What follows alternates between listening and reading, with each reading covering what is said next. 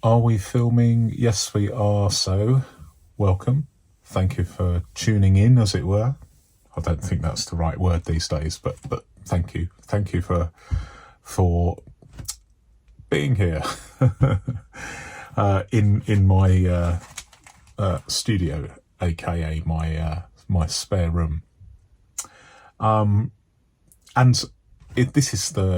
This is my podcast number 8, I believe. I haven't done one of these for a while, but more on that later. I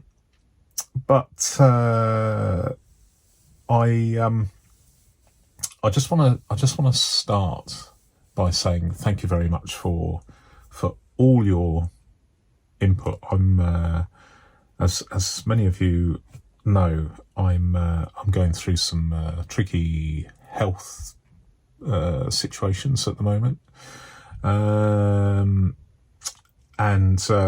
it's this is this whole flatability thing. This YouTube channel is something that I really enjoy. I look forward to. Really look forward to making these videos, and I also I get a lot of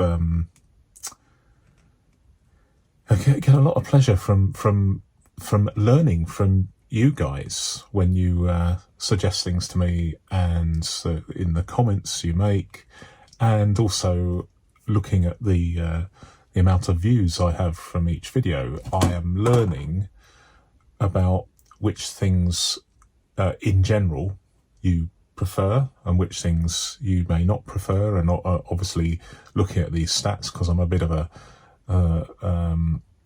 nerd when it comes to YouTube stats. I can see how long you watch before you press the back button and leave. So I'm mindful of that, and I'm mindful of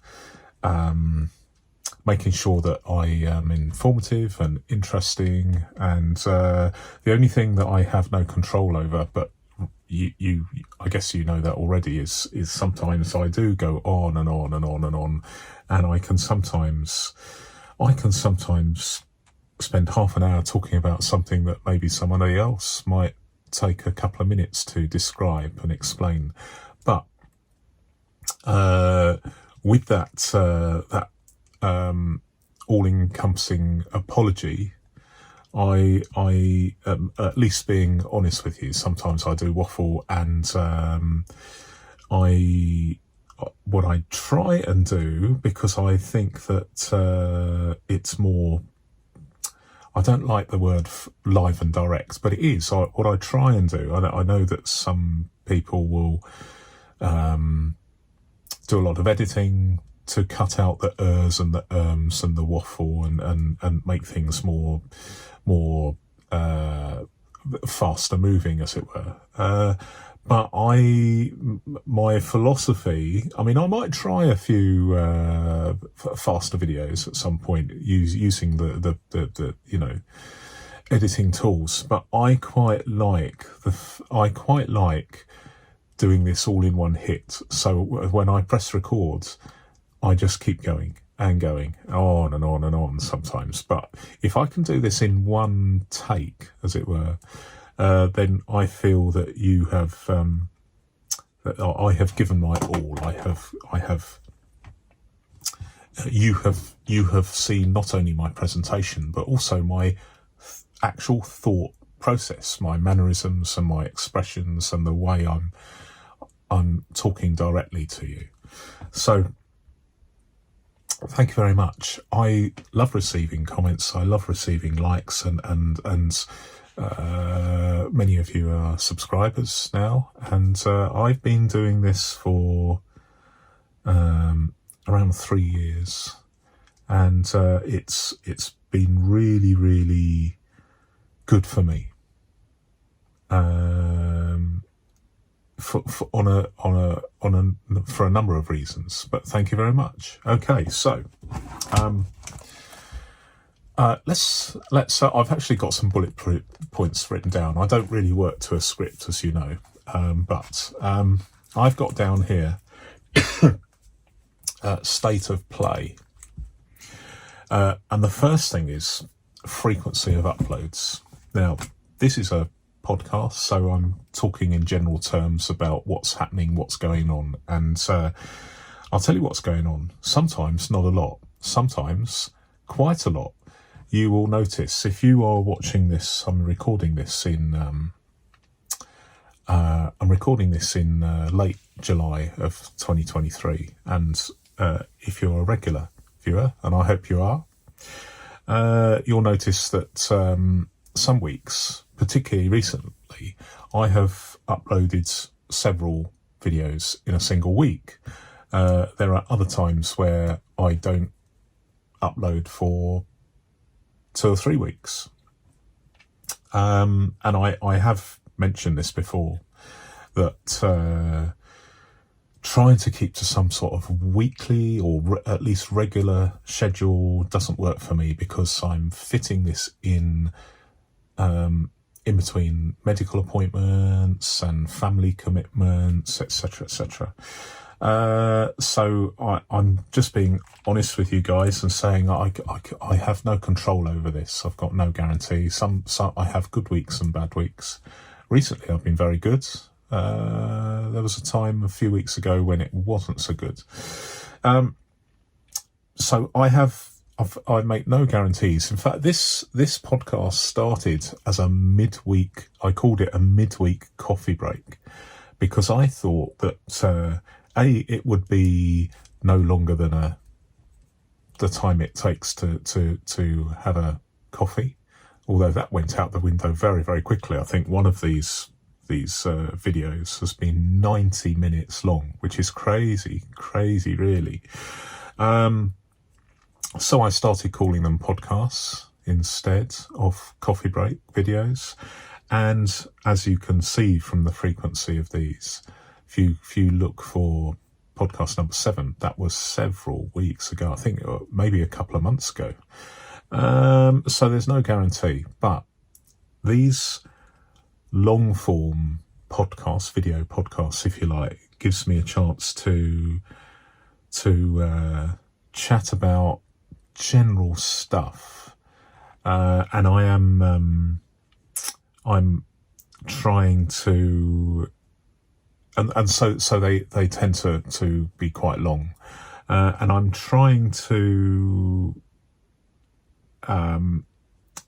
my main videos, I'm trying desperately hard to not have them quite so long, but sometimes that's I'm an abject failure when it comes to tracking time. I mean, what are we looking at? 8 minutes, and I've got we're still on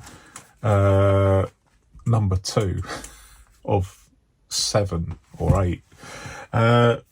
But frequency of uploads, I will do what I can. I'm clearly still around, and my plan is to keep going, with a bit of luck, for several years. Who knows, if I'm lucky, maybe a little bit longer than that. But I'm trying.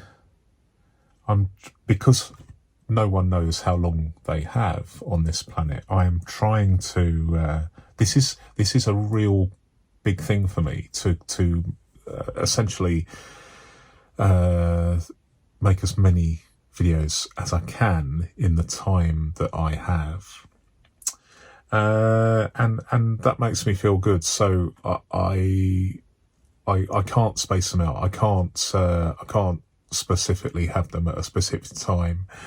I have tried scheduling them so they appear at a regular time. I've mentioned that a few times before, that I'll have them at a certain time at the weekends, but that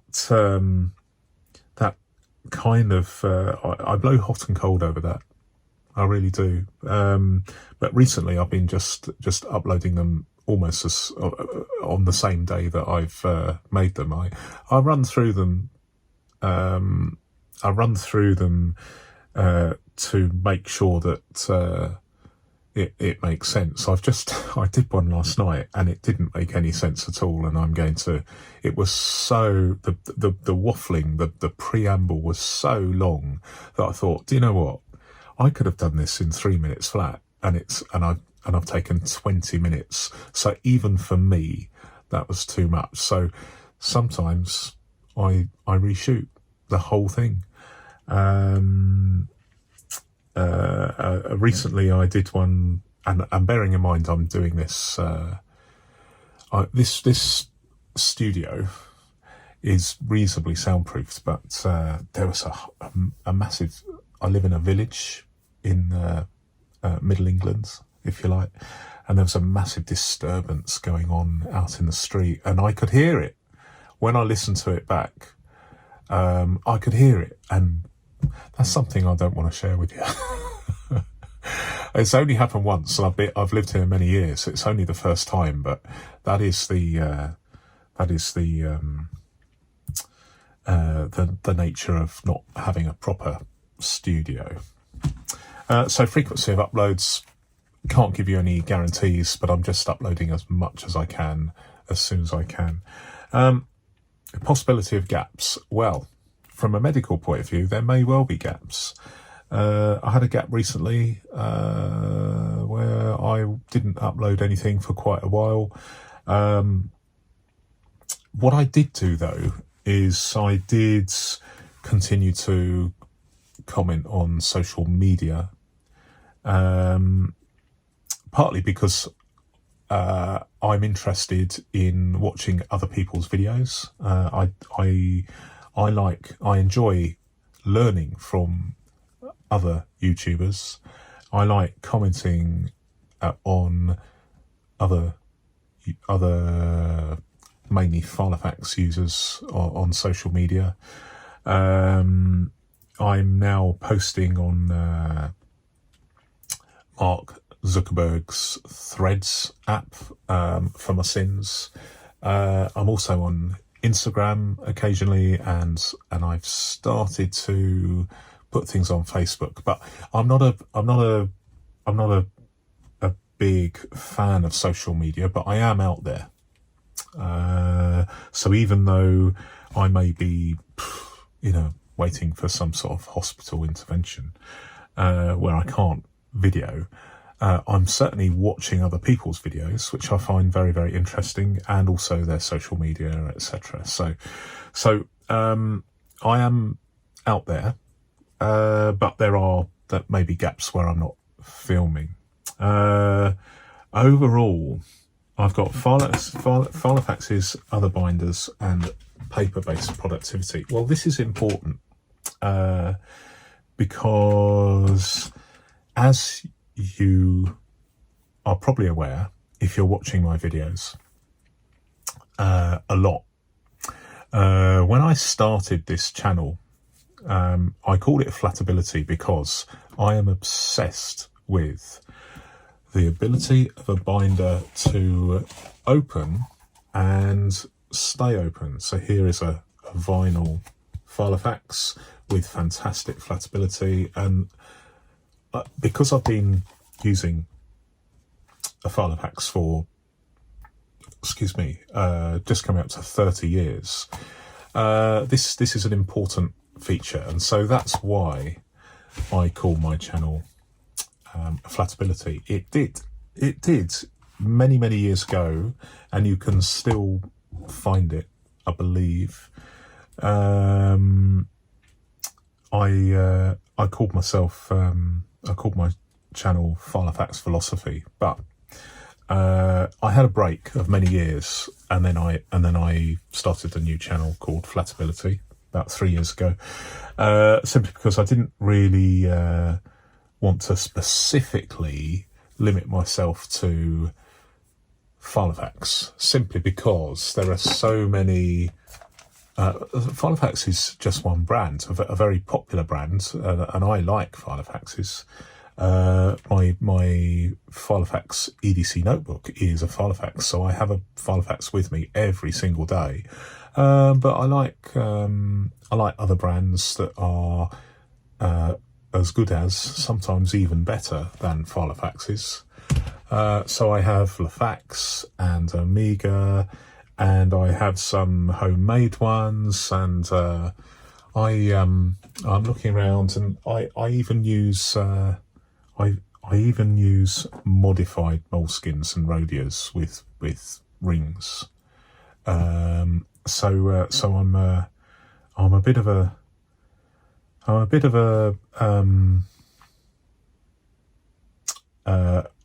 a paper-based productivity fan.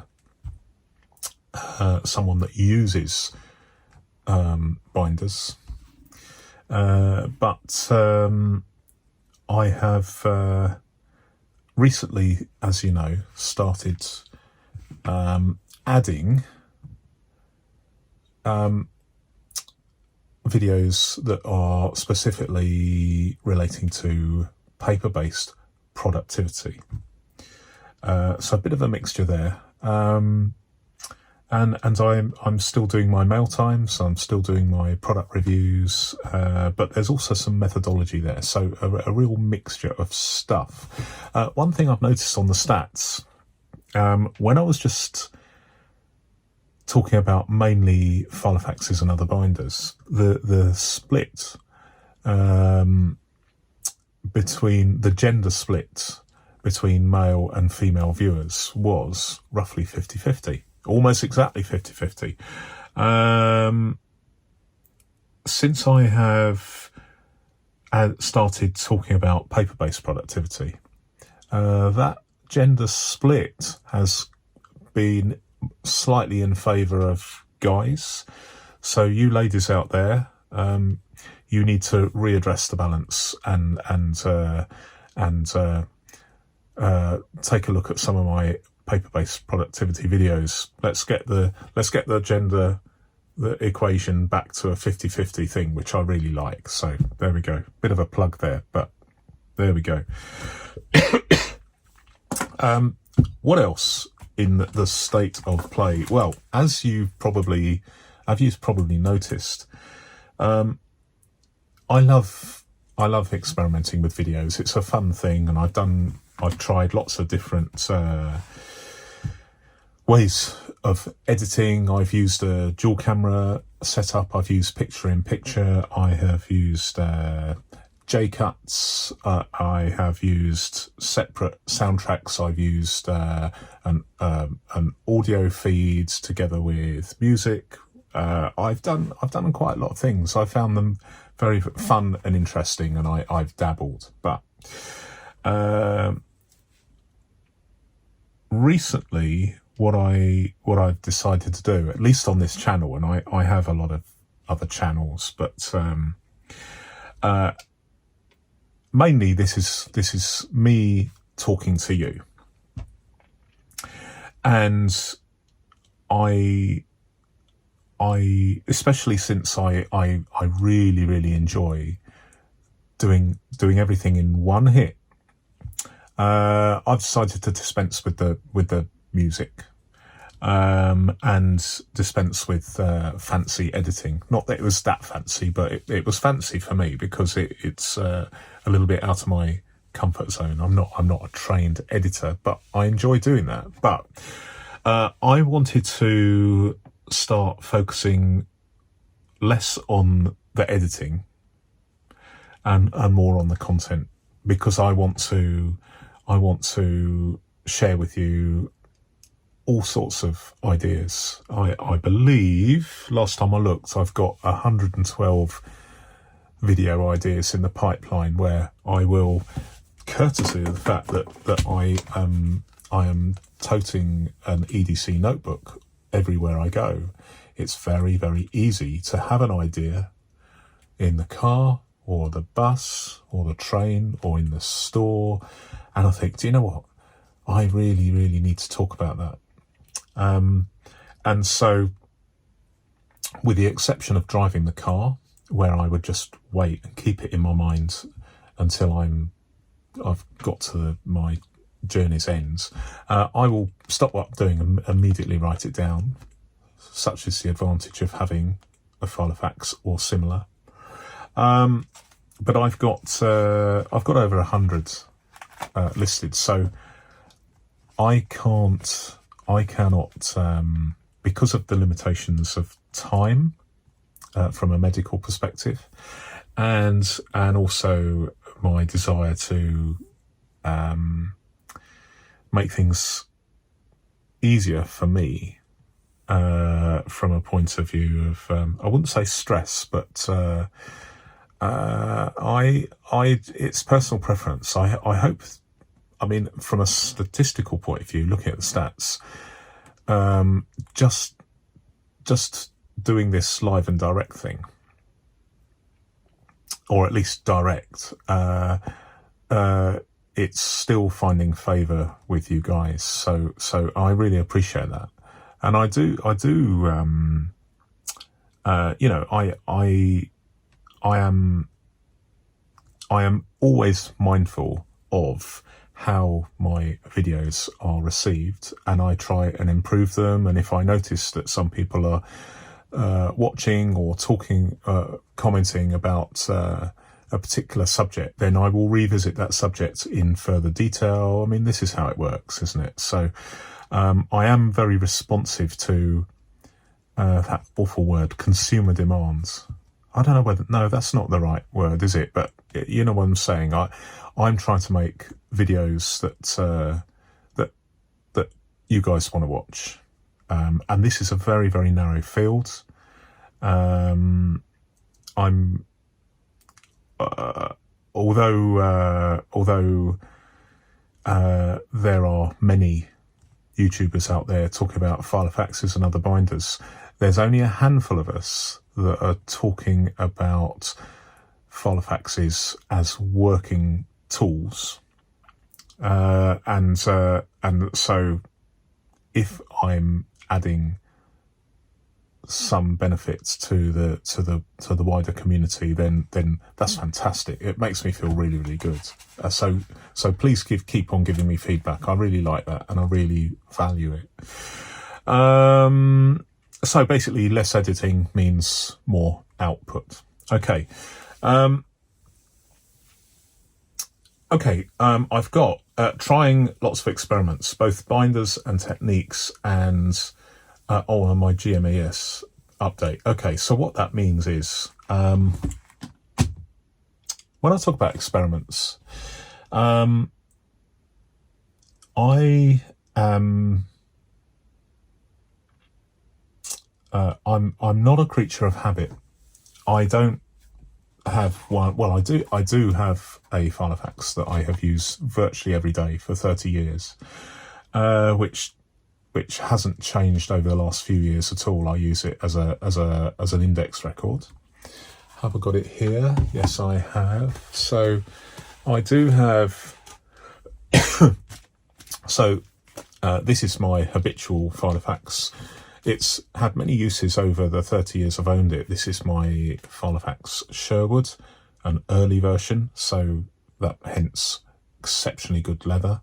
Later ones not so good, but I will feature those differences in a future video. So this is just a very, very ubiquitous personal size filofax with a purpose, i.e. a set of 26 index cards, and then that hasn't changed for years. But certainly certainly what I'm carrying on a day-to-day basis, I talk about this EDC thing, and it is a thing. It is a thing. There's lots of EDC forums. So if you don't know, EDC stands for Everyday Carry. And that could be all sorts of things, knives and things to do with bushcraft, urban survival. But certainly for our purposes, we're talking about carrying a paper-based notebook of sorts. That might be a moleskin or a rhodia or any number of other permanently bound notebooks, but it also, perhaps increasingly so, refers to small, pocketable, repositionable page notebooks such as a filofax. This is a big thing for many people, and I do like experimenting. I do like experimenting with formats, different sizes of filofax, carrying more than one filofax, having specific filofax, trying filofaxes for specific purposes, using different sizes of paper in different filofaxes to see if I can find a certain improvement. But sometimes I do these experiments not specifically because I'm specifically looking for the ideal solution for me, and then that's it. And I'm just in part telling people, I'm preaching and saying, look at this, isn't this great? This is the solution that I have arrived at through personal experimentation. I am genuinely interested in paper-based productivity in general, and so I experiment with using all sorts of setups, and I'm sharing them with you. It's not because I'm desperately trying to create content. Hopefully you can see by my enthusiasm when I the kind of sort of paper-based productivity nerds that I am. You can see that I have a genuine interest in this kind of thing, and so sometimes I think, well, that may not be something I would carry every day, but I want to just try it for a week or two just to see whether or not it, how good or bad or appropriate or efficient that system, in inverted commas, might be. And so there's a lot of experimentation, and we are where we are. Okay. I've got GMES update now. Those of you who are regular viewers will know that I bang on about this a lot, but this is a Guildford Mini Extra Slim that I'm currently using. Well, I've used it for a long time, but the contents evolves and changes, and I'm experimenting. Currently I am using it as this is a combined diary, and also this is a to-do list, a prioritised to-do list with about 70 sheets of paper which I can just turn over, but I won't bang on about that because I've done that in a recent video. But this is the thing I'm using at the moment, and I'm finding it very, very useful. But there is a downside to this amazing filofax. It's the smallest one ever made. Filofax, in their infinite wisdom, only, and I don't mean to be cheeky, but the sarcasm there is more of a sign of frustration that this was only available. This binder, let me put this one down. So I've got this other one here. This binder was only available for about a year, and then they withdrew it. And this is what it. I think it's a sensational form factor, but with one caveat, and that is that although it starts looking very luxurious, and to be honest, the outside, it continues. Why have I got two? Is because I spotted another one. I bought it because this one, the internal leather, deteriorated so fast. I wondered whether there was a storage problem, whether the previous owner who I bought it from and had kept it in its box, and so I bought it basically, ostensibly it looked brand new, but the leather inside started cracking within a fortnight of use. I just wanted to give filofax the benefit of the doubt by buying another one, which again was in its box, and so it ostensibly hasn't been used or hardly used at all, just to see whether the cracking of the leather on this one was a one-off, or whether it's synonymous with this particular model in the filofax range. So this is just a little update, because I didn't want to do a complete video talking about this, but I have I'm swapping between the two.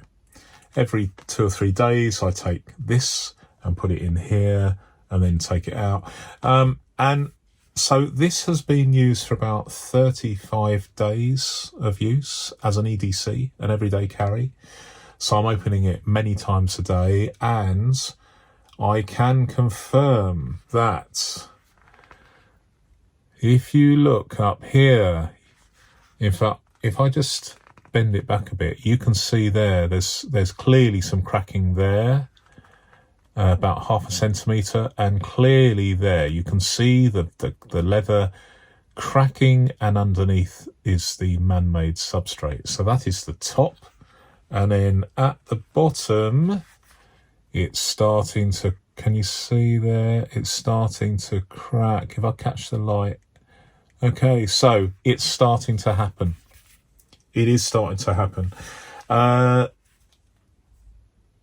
Some people will be very, very, very, very disappointed with this, particularly since I have as an example, I've had 10 years daily use out of a filofax Lyndhurst A4, where the leather inside is very, very similar, but there's been not a single crack. Hundreds and hundreds and hundreds of days of use, not a single crack. 35 days of use on this, and it's starting to crack. And I can't be sure, but in my next podcast, I'll give you a further update. I will be continuing to road test, if you like, these two. What have I done here? You'll notice that this looks slightly different. The last time you saw this in a previous video, you saw that there was a huge amount of cracking.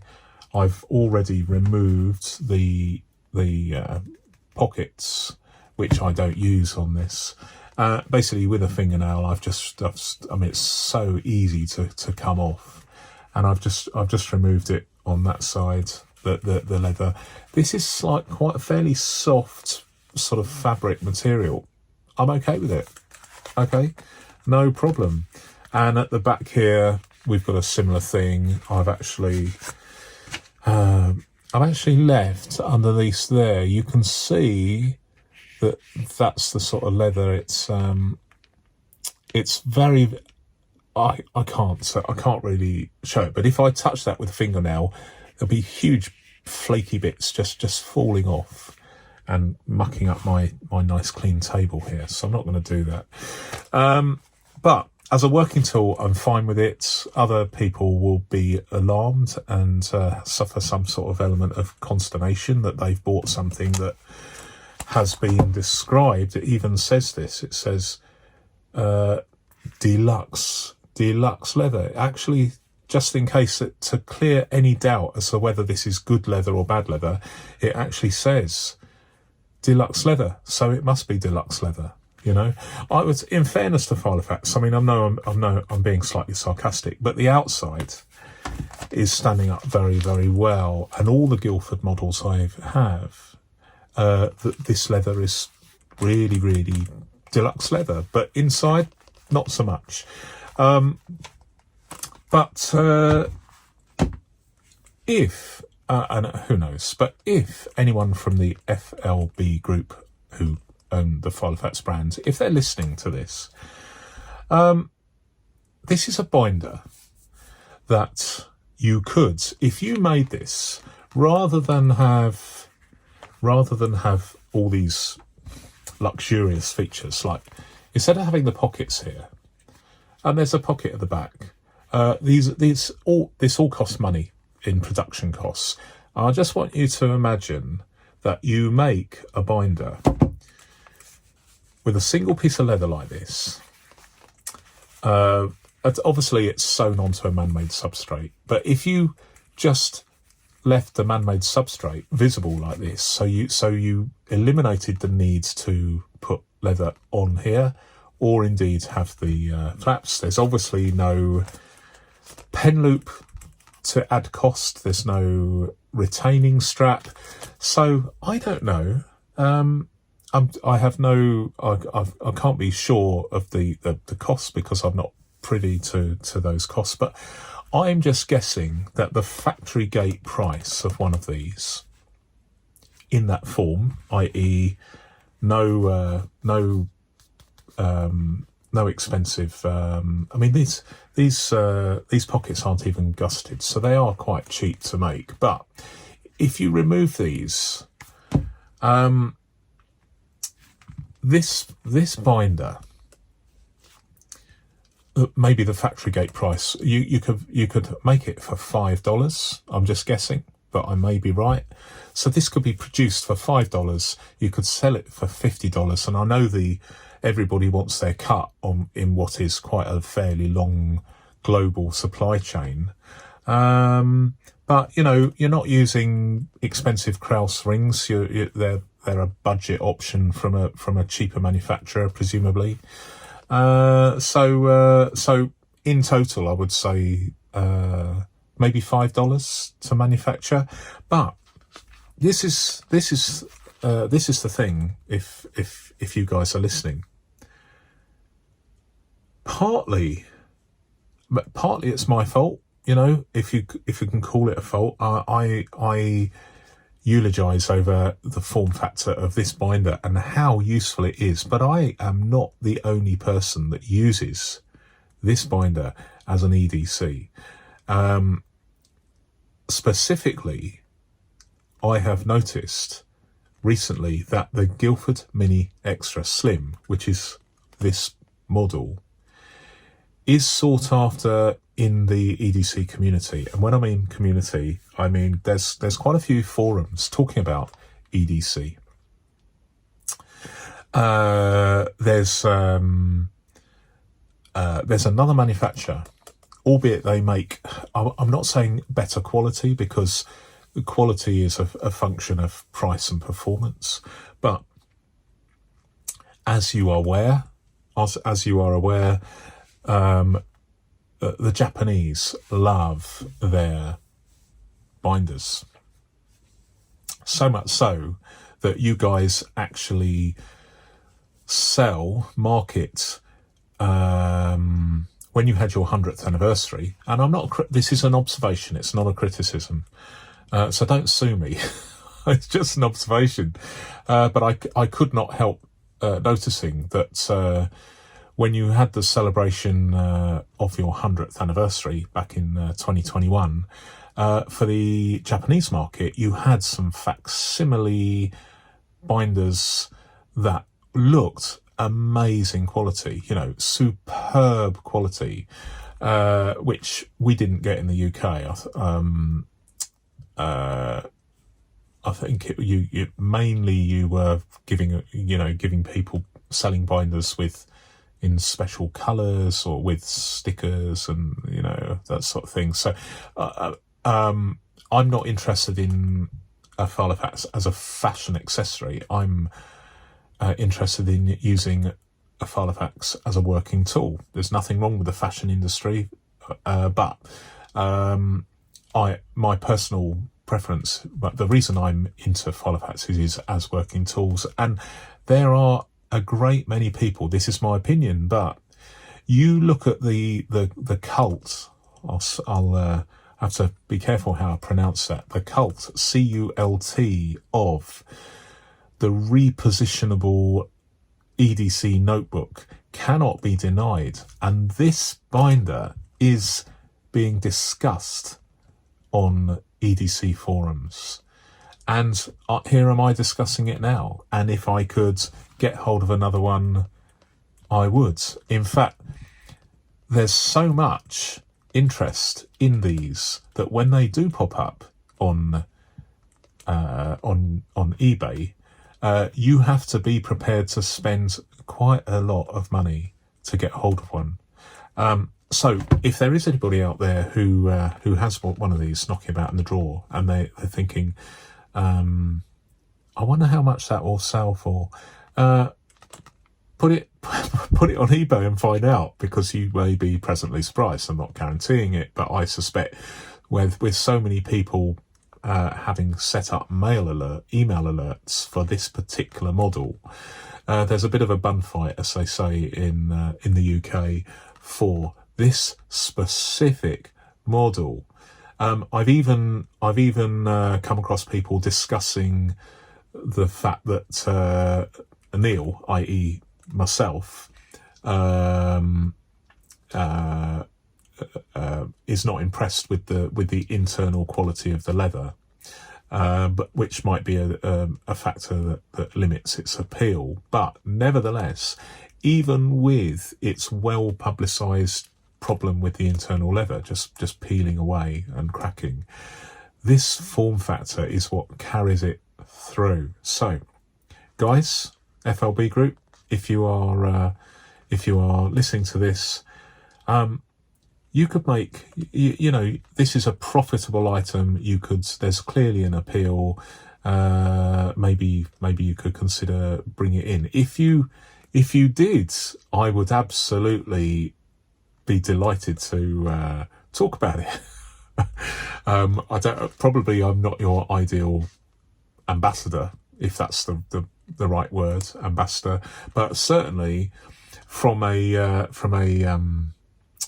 point of view of enthusiasm, I would be delighted to tell people that, you know what, Filofax have decided to reintroduce their Guildford Mini Extra Slim.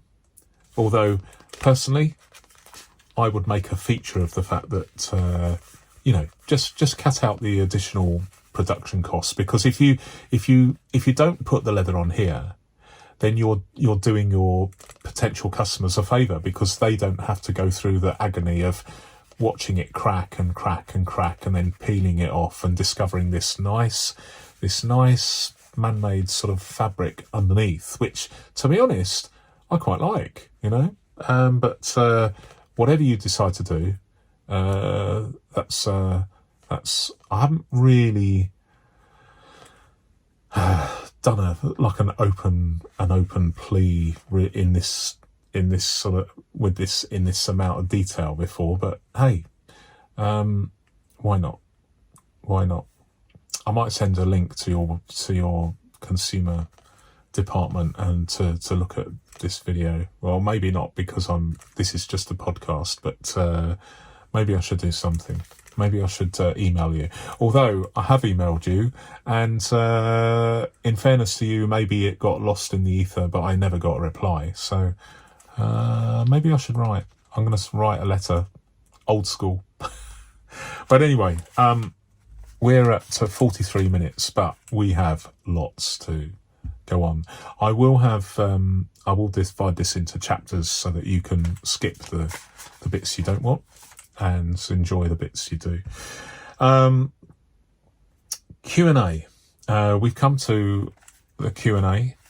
I'm not going to do too many because of the time, but whether it's Q&A or CNR, comments and responses, I'm going to take some of the messages I've been sent as comments on the YouTube channel. Okay, so the first one is all about extending. I did a video recently about expanding the space in my diary.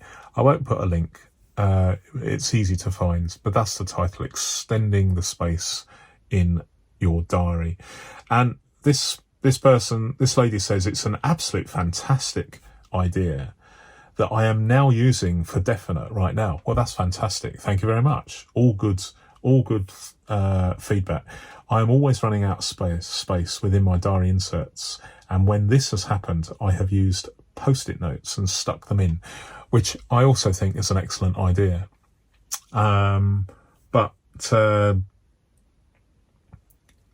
I don't do that, but it is an option.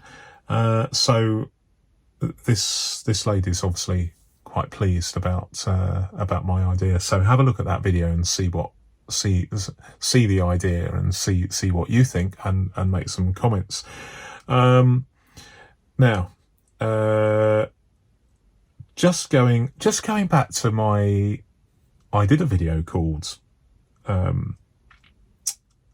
good 2.5 years ago called My Favourite Filofax, which is actually my most popular video. My Favourite Filofax. And this person says, you should totally do a Plan With Me series. This was fantastic, and I've watched this video multiple times. Now, I'm so pleased that this lady's watched it multiple times. But the Plan With Me thing, now I'm vaguely aware of what a Plan With Me series looks like. I'm not really into doing that, because I'm more into the function of a filofax rather than specifically how I set out my paperwork, if you like. And as a rule, I don't use pre-printed inserts. Works for a lot of people, but for me, even a to-do list, I much prefer plain paper, and I have a sort of off the cuff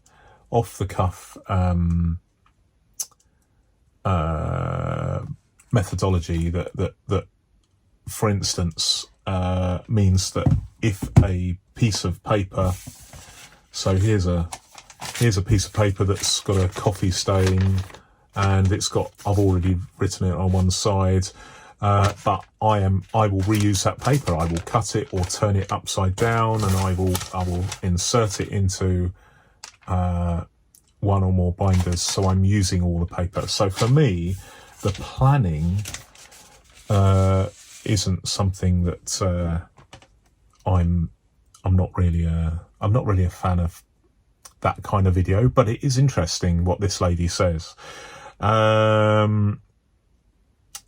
Okay, someone is saying, this isn't a I'm not trying to this isn't an exercise in self-grandisement, but I love receiving comments like these where it says, love the content, so informative and useful. Another one says, brilliant, genius ideas, love them. Love the simpleness of ED systems that truly fit in your shirt or trouser pocket. I really enjoy your videos, and you offer some great ideas which I'm planning to use. Keep up the great work. Now, they're just a few of the kind of complimentary comments I get, and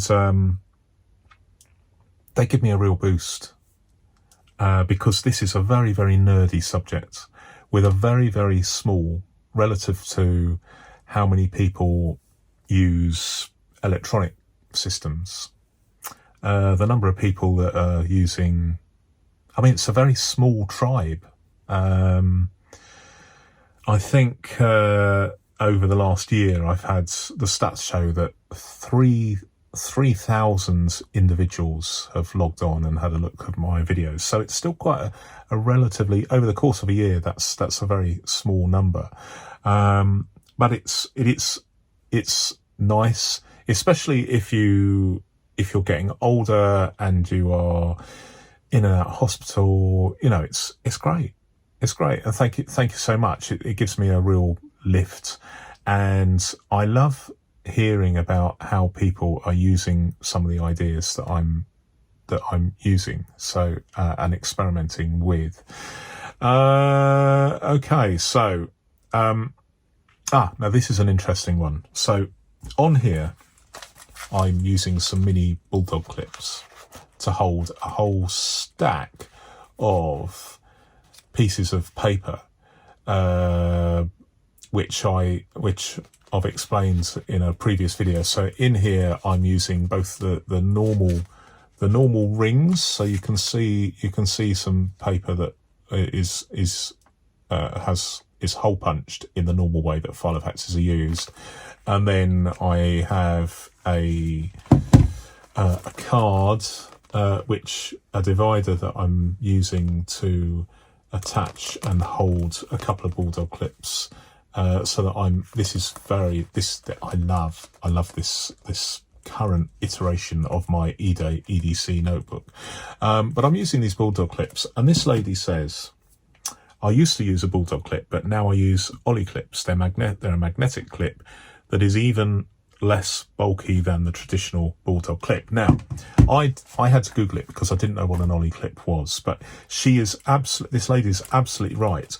They're more slimline than a couple of even the mini bulldog clips. However, when you use them, the depth of paper used to clamp before you can actually have the viability of turning over the pages, it sort of goes like this. So you'd have to remove it in order to utilize that paper. Whereas these bulldog clips are, you can use the paper, turn it over another one without actually detaching the bulldog clips. And also these bulldog clips, although they're mini, they are clamping 70 sheets of 80 GSM paper, 80 grams per square meter paper, and they're very, very strong, and they have quite a capacity. I could probably squeeze a few more pages into there, but 70 seems to be optimal. And then I can have I've taken them out, but I have some extra ones in this pocket here. Works well, so I am not going to be using the excuse me, bit of a cold this morning. I'm not going to be using the Ollie rings, but thank you for sharing that. Someone says, thanks for sharing your methodology. I watched to the end. Now, that's quite rare. Looking at the stats,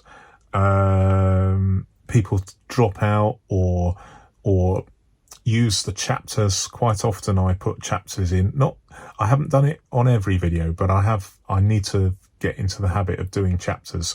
I certainly do the chapters for podcasts, because this is such a long, I mean, we're running up to 52 minutes now. There's an awful lot to unpack in one of these podcasts. So I certainly do the chapters, but clearly it is something where I do preamble and I accept that. And so it is I totally expect people to drop in and out. But this lady says she watched to the end, so thank you very much. And interestingly, to that effect, as you know, if you've seen my announcement on the community page, I am having my second filofax giveaway. And when I mean I'm having it, it's going to be sometime completely at random, in either the next week, or the week after that, but certainly within a month or so. I will be doing one of my videos, and then suddenly I will say, oh, and by the way, it's not going to be this one, but I'll say, oh, by the way, and remember I mentioned the filofax giveaway? Well, this is the one I'm going to give away, and you will see the my email address flash up on the screen if you pause it now.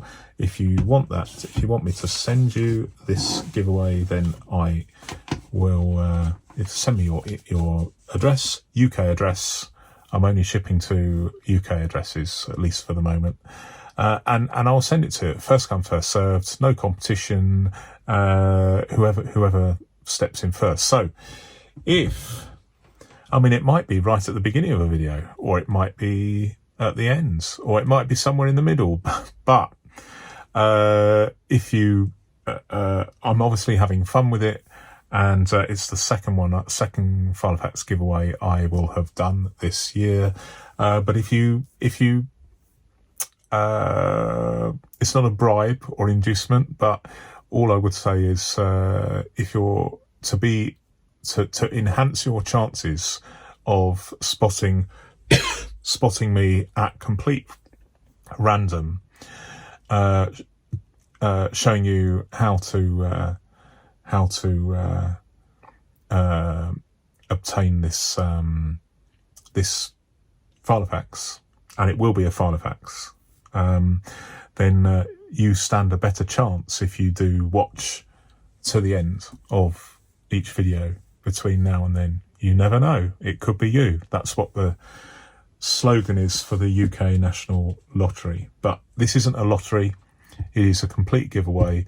You don't even have to pay for postage. I will just give me your address and I will send it, and then when I've sent it I will delete your address, because there's no need for me to keep hold of your address. So just do that when you're ready. So watch to the end.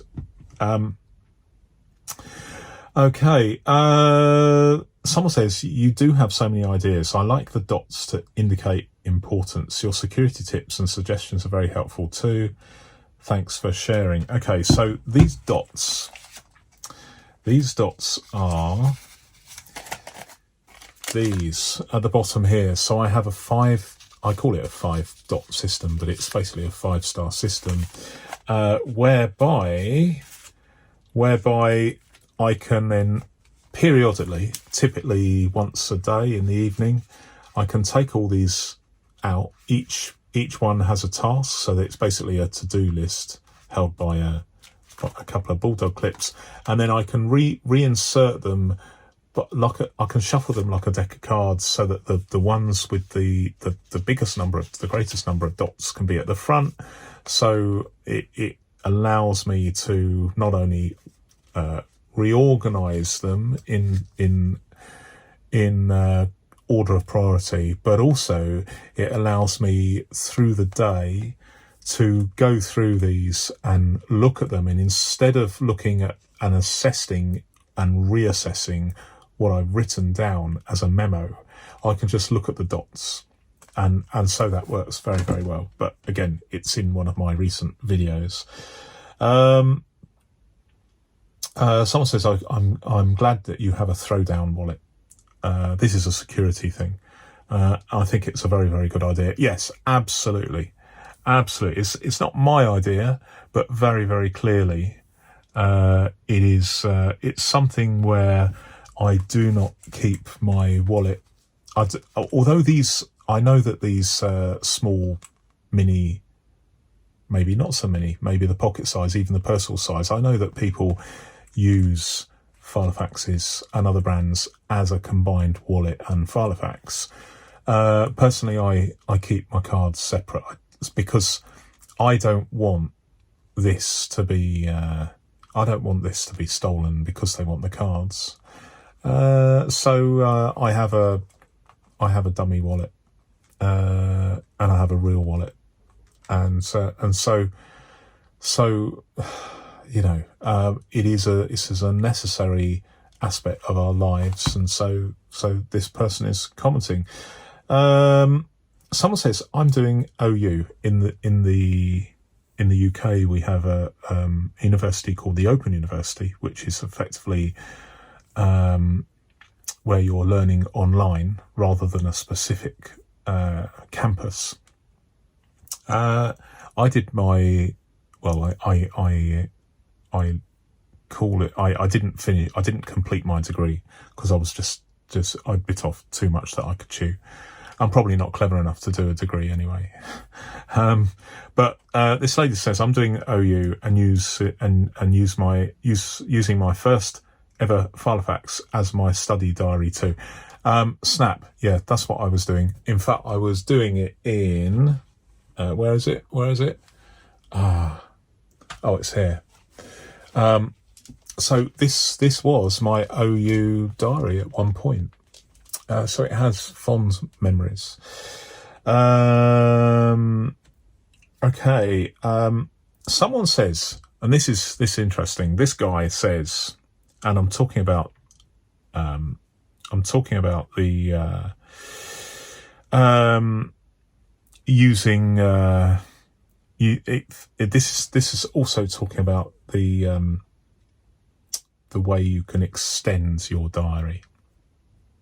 And he says, you've just exposed the tyranny of printed inserts. Great example of thinking outside the box and so darn simple. Well, thank you very much. This is something that maybe I'll talk about some more in due course. But yeah, I mean, this is something that many of us have an issue with, in so much as, okay, so this is a personal sized diary insert, so week on 2 pages, and that might be far more than you need, or it might not be enough. So in my video, I explain my way of extending your diary, whatever size it might be. So have a look at that if you haven't seen it, and comment, like, dislike, tell me what you think. Okay, so lots of people talking about that video and letting me know that they think it's a cool solution. Okay, someone says, and we're talking about, I'm asking, is this the ultimate EDC notebook? Well, who knows? I mean, it's a leading question, because it's going to be different for other users. But this lady says, such a great idea. I think I'll be using it with my filofax. I have a filofax pocket size and take it everywhere with me. It's used on a daily basis. Fantastic. Only thing is, I'm not very keen on the leather.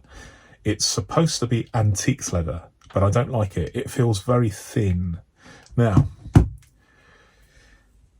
I'm not going to, but I could respond to that lady's comment for an hour or more, maybe 2, maybe 3 hours. But the long and the short of it is, as we know from not all, but some filofaxes where have I got one here? I've got a vintage one somewhere.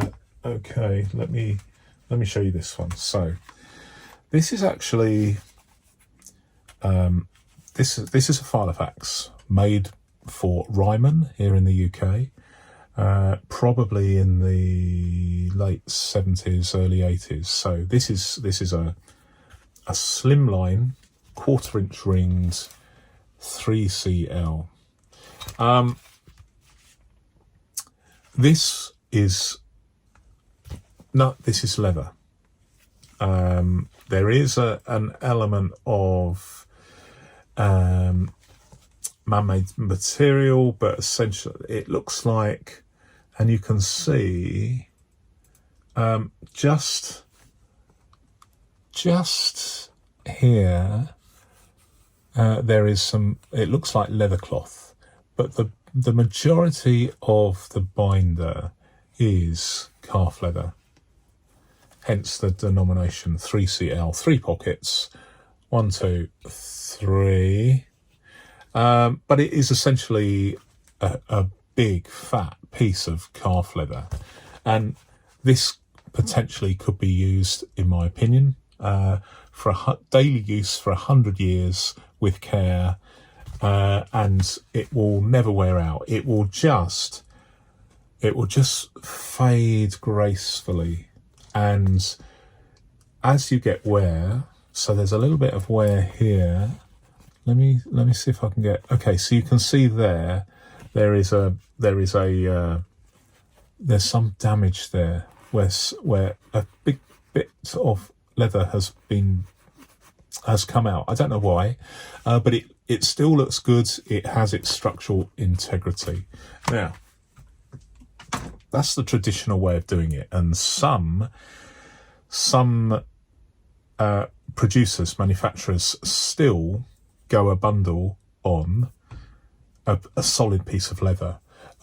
Or, you know, you can get something like, let me show you this, where it's quite cheap, quite inexpensive, but this is a homemade filofax that is literally just made with nothing more complex other than a single piece of leather with a bolted in this case a fairly cheap mechanism. But it is just a piece of leather with some poppers, and even with the rather than sewing there's no sewing. There's a little bit of cutting. This, by the way, is a pen loop. Let me just show you this.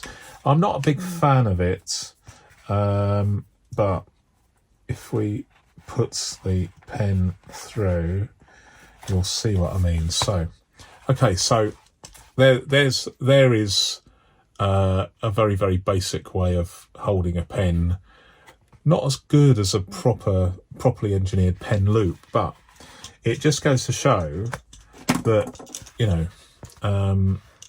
there's some flexibility out there. So, will this piece of leather still be around in 100 years? Well, actually, with the right conditions, if the humidity's right, etc., and there's no bugs that can eat the leather, there's no reason that this piece of leather couldn't be still in existence in 1,000 years' time.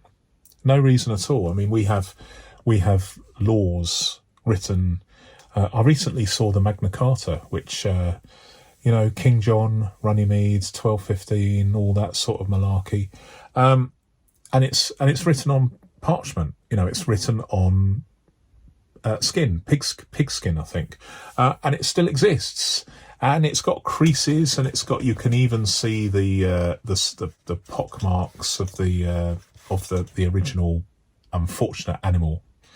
Although that pig has lasting fame, so it is a product that has the potential, with the right storage conditions, to last hundreds and hundreds and hundreds of years. So,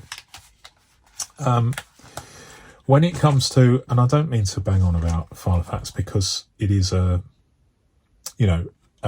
it's not the brand, it's the manufacturing process. If there was any other manufacturer who employed this manufacturing process with this type of leather that's more cosmetic than has any sort of structural purpose, then it's obviously going to wear out. And this lady is saying that she's not keen on the leather. But I look at it like this. I mean, I've got maybe 100 binders, and clearly some are probably going to last. I mean, I should think to be honest, most of them are going to outlive me. But that's okay. I quite like that idea. Someone in 10, 20, 30 years' time will be looking at this and thinking, oh, isn't that a binder? You know what? They'll probably do a YouTube video and say, look, I bought this. I bought this on eBay.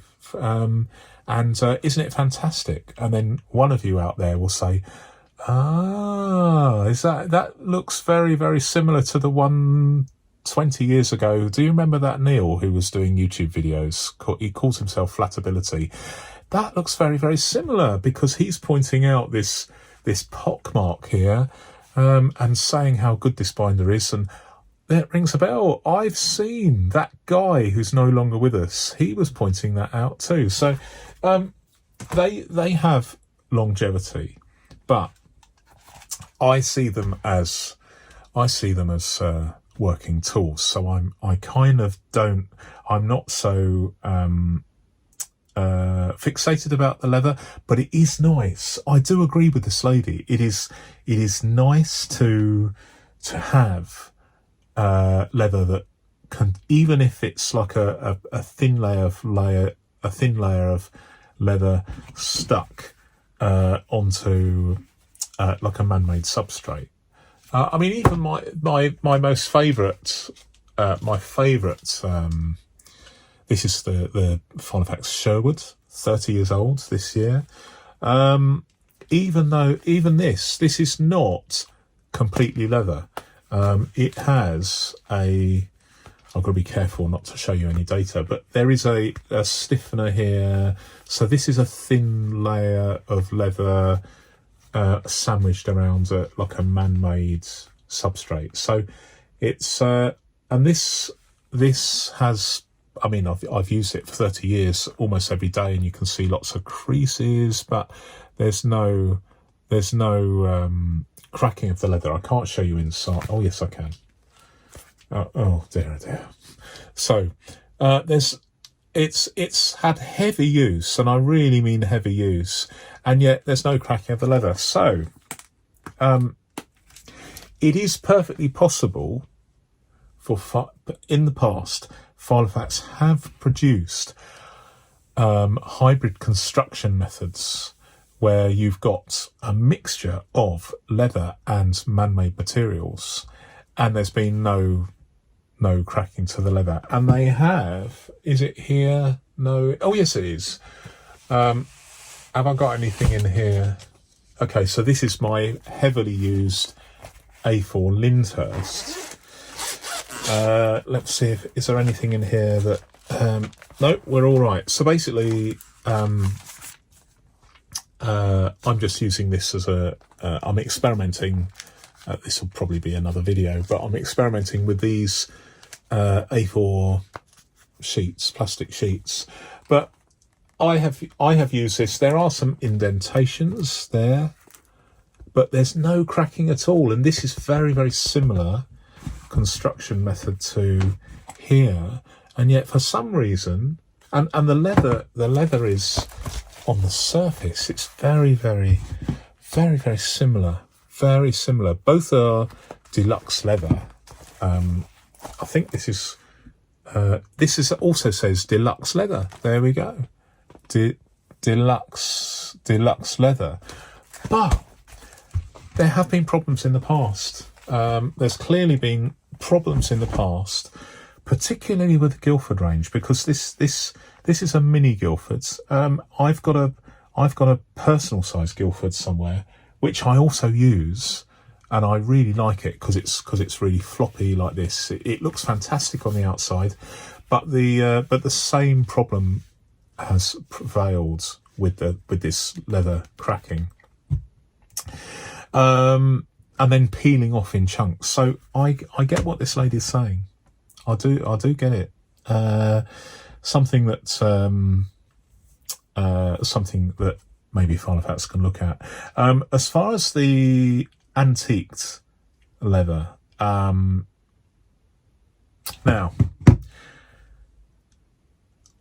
this lady doesn't mention it, but I think she might be referring to the filofax Malden. Now, I have been the owner of, for a brief moment, less than 24 hours, I was the owner of a brand new Malden. I bought it on Amazon, and it felt like plastic. It smelt like plastic. And to be honest, I don't know, but it may not even have been a filofax. It may have been a fake. I'm not an expert.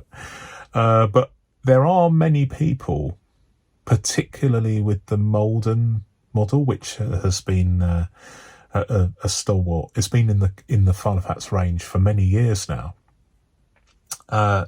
People on social media and YouTube videos, but as a lot on social media, are talking about changes in the leather. Now, leather is a living, breathing product, and so you might have differences between batches, but there does seem to be a change in the leather, given the sheer number of people talking about this. Now, I don't want to talk about it too much because I have no experience of the Malden other than I bought one, was not impressed with my particular model, which may have been fake, and then I sent it back.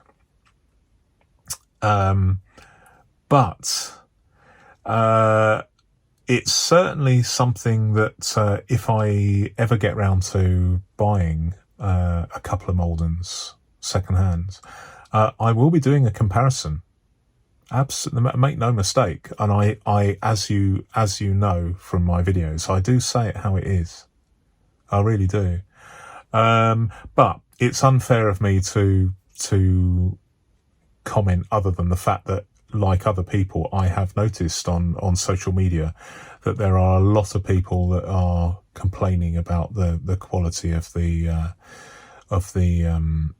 leather that's used on the Malden model, which the general consensus is that filofax are using or specifying like a cheaper, or I wouldn't say cheaper because it may even be more expensive, but to the commentators on social media, they're not happy.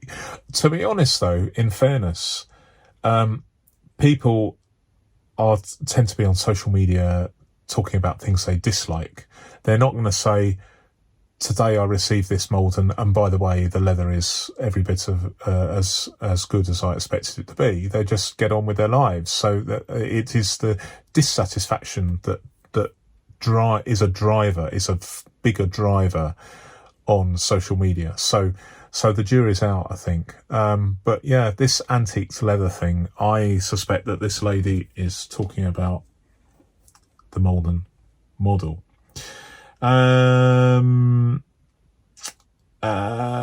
More people talking about using sticky notes or post-it notes to extend the range of a diary, more real estate.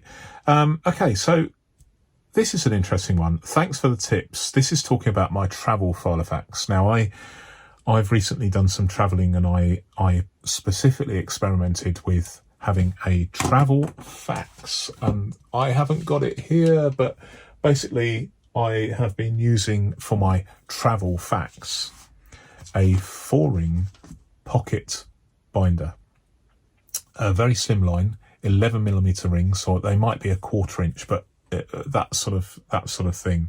So the rings are going to be like that small, and there's 4 of them, and they are well, you just have to have a look at the video, because I've done more than one video about the 4-ring filofax model, of which I'm a fan. I've got several of these, and you can get them fairly cheaply. I think the cheapest I paid was £3, but some people charge a lot more. But you know, if they can sell them for £30 or £40, and other people can sell them at 3 or 4, then I would go for the ones that are 3 or 4, my opinion.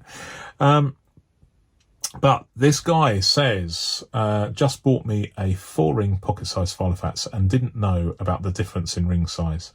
So glad it fits personal size. So yes, a 4-ring filofax, the 4 rings correspond to the inner 4 rings of a personal size filofax. So that is a very, very useful thing if you're looking for a filofax that is slim, very, very slim, but in personal size, and you're on a budget. It works well. This guy says definitely not common in the Netherlands. Okay, so that's interesting. Do you know why they changed the proportions of the ring settings, and when? Did both 4 and 6 rings pocket exist at the same time? Yes, they did. I mean, these 4-ring pocket filofaxes were made at the tail ends of production in the UK. So these are made in the UK. The quality is not luxurious. They are generally made of kid leather. Some of them have pen loops, some have retaining straps, and some, i.e. the ones I use and seek out, have no pen retaining strap or loop. But yes, they were made in conjunction. The personal size has always been available for the last 100 years. So yes, they were made at the same time. but only for a limited period. And then, as I believe it, they weren't very popular, and they were sold in bulk to someone, and then you see them popping up on YouTube quite a lot, and they tend to be, most of them are completely unused. Certainly every one I've bought myself, and I think I bought 5 or 6 of them over the years, none of them have been used. So they're obviously not very popular, but if I talk about them in glowing terms, then maybe the same thing will happen to them as what's happened to possibly I'm sure that I have had an effect on the price of a Guildford Mini Extra Slim, but I can't help that. I'm sorry about that. If you're after one, at least the flip side of that is that the fact that they are known to be desirable means, although the price has gone up a little bit, maybe that's mitigated by the fact that you are more likely to come across one of these, because instead of someone throwing one of these away because they're having a clear out, they're going to have a quick look on Facebook, as everybody does, and it's easy to look at the value because it actually tells you what it is, unlike an antique where it doesn't tell you.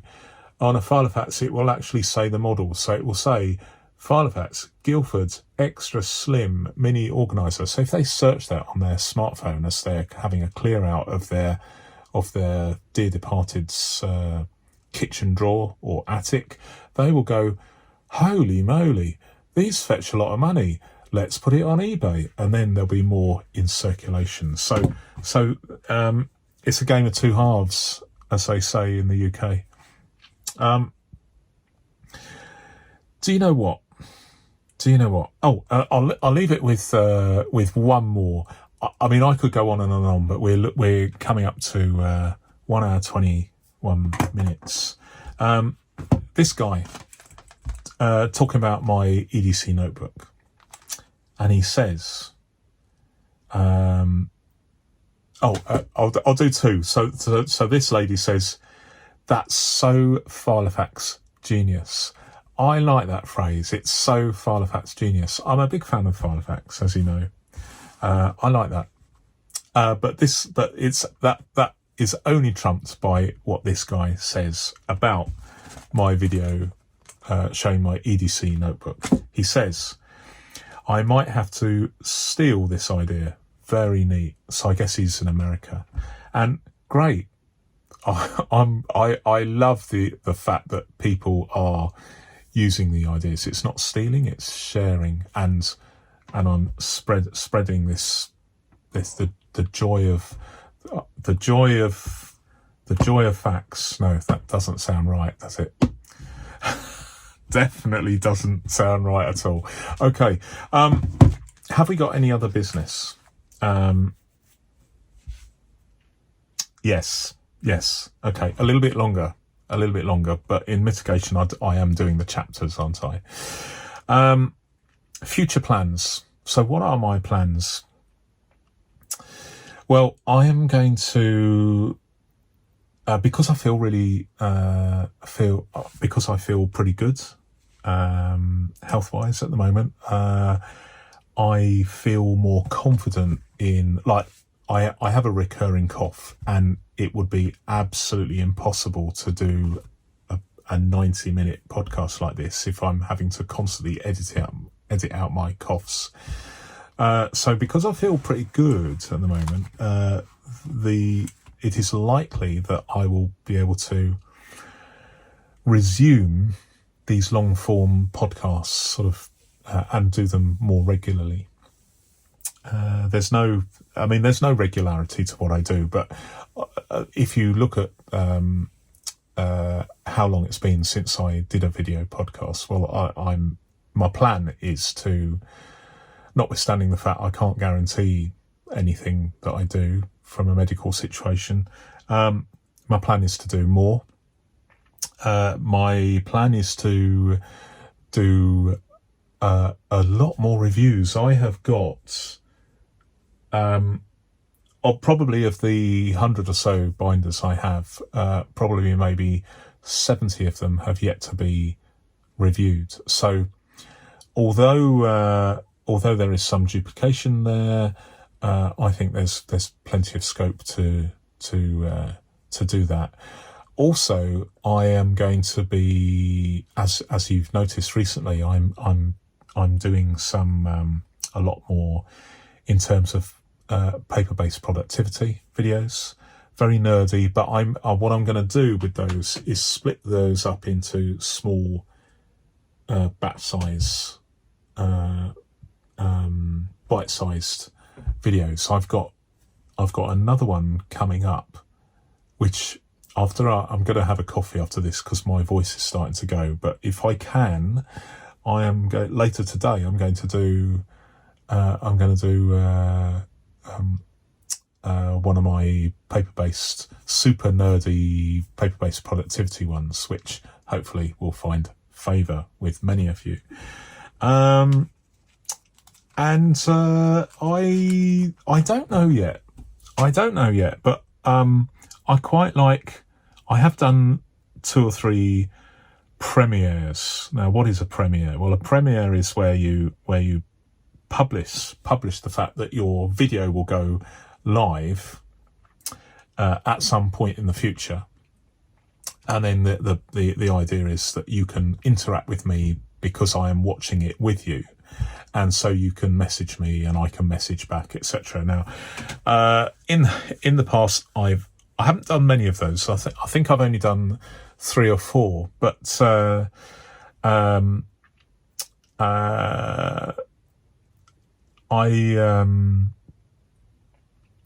might do some more. I might even do a live stream sometime. I don't know. I haven't really done one of that. I haven't done one of those at all. But if I did a live stream, let me know in the comments. Let me know in the comments whether you would enjoy participating in a live stream. And participating means it will go live, and so you are messaging me on a sidebar down this part of the screen, and then I am answering your questions live, literally live. Let me know if you'd like to participate in one of those. Even if I get sort of half a dozen people interested in that, I will do it, because it's a very small tribe here, but I love that interaction. So it doesn't have to be very many of you who would express an intent to do that. But please leave a comment in this on this video and I'll just gauge it. But that is one of the things I might well do. I'm posting on social media, as I say, a little bit more. And also the other thing I've been doing is on days where I've not been feeling great, I've been watching a lot more of other people's videos, not just filofaxes and other binders, but also paper-based productivity. So if you've seen something really, really interesting that you think I would be interested in too, then leave a link to their YouTube channel in the comments, or indeed, if you are a YouTuber yourself that is watching my video, feel free to leave a link. Whatever you do, though, rules are rules. Do not ask me for a sub for sub. Do not ask for a reciprocal arrangement where you subscribe to me and in the hope that I will subscribe to you, because if YouTube catches you doing that, you could probably be banned. So we mustn't do that. It's just a warning. If you're inviting me to subscribe to you, I will ignore you. So please don't do that. But if you have your own channel and you want to tell me about it, then tell me about it. That's fine. because I genuinely find this very, very interesting, this subject. Okay, so that's basically what I'm doing. More of the same, but perhaps a lot more in the course of the next few months. Finally, I've got call to action. Well, that's a really overused word, isn't it? But I don't do it in every video, but seeing as if you're still here, I love receiving feedback. So if you have a comment to make or a question to ask, I have a track record. As I record this at the end of July 2023, it's not, I am getting more and more comments, but it's not so difficult yet to answer you all individually. So that might change in the future. And if you're watching this in 2024 or 2025, maybe I might not be able to get this. And if you're watching this in 5 years' time, I may not be here. I may not be here at all. So if that is the case, I apologise for not replying to you. Maybe one of my children or my grandchildren might, if they take over the channel. Who knows? But that's being a bit morbid. But if you want to comment, feel free, because I really enjoy your comments. And if you like a video, then please let me know. And also, crucially, if you dislike a video, let me know. Click that dislike button, because that really, really helps me to gauge whether there are, I do get, I've actually got one person, I think, that dislikes quite a lot of my stuff, but that's cool. It's nice to know that it doesn't have universal acceptance. Maybe it's because I go on far too long, and I can live with that. I mean, that's a fair it's a fair assessment. But finally, I'm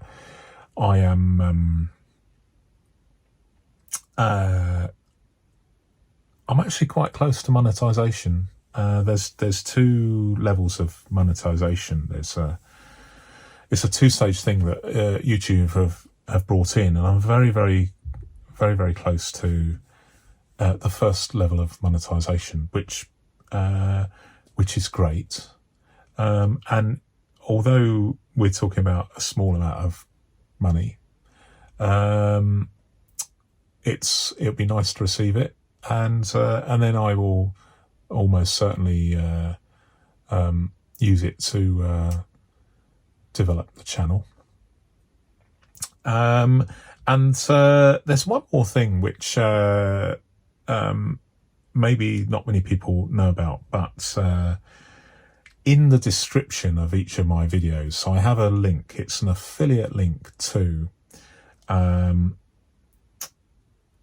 my eBay channel, where I occasionally sell. I don't have any, as I record this right now, I don't have any online. But if you use that link, or indeed if you're planning on buying something on eBay, this is how it works. If you click that link and you have a look at something on eBay and you buy it, it doesn't matter whether it's one of my filofaxes, or it could be a washing machine, or it could be a car, or a bicycle, or a TV. I get a commission on that. So if you want to give me a kickback, where I earn a few cents or pennies at no extra cost to you, then I'd appreciate it if you click that link, and then once you're there, move around, navigate through eBay and find out what you really want to buy. But once you're there, then do your shopping on eBay, and then if you buy something, then I potentially get a small kickback for your trouble. So there's one or two people that appear to be doing that religiously, and I'm very, very great. I feel very humbled that they're doing it, but I think it's just judging by it, it's a couple of people that are regularly doing this, and then I get a small amount of money each month, which I am currently using to buy the occasional filofax, which I then get to review. So it's a two-way trade, and it doesn't cost you anything. So I don't normally plug that, but this is not so much of it is a plug, but it's more of an explanation of how it works. And I mean, it's basically free money for me. So I'm all for that. But anyway, I'm going to stop there because we're up to 1 hour 35 minutes. If you are still with us, thank you for watching, liking, indeed subscribing, or clicking my affiliate link. Whatever you're doing, I'd really appreciate it. And until next time, next podcast, next video, thank you very much for watching, and goodbye.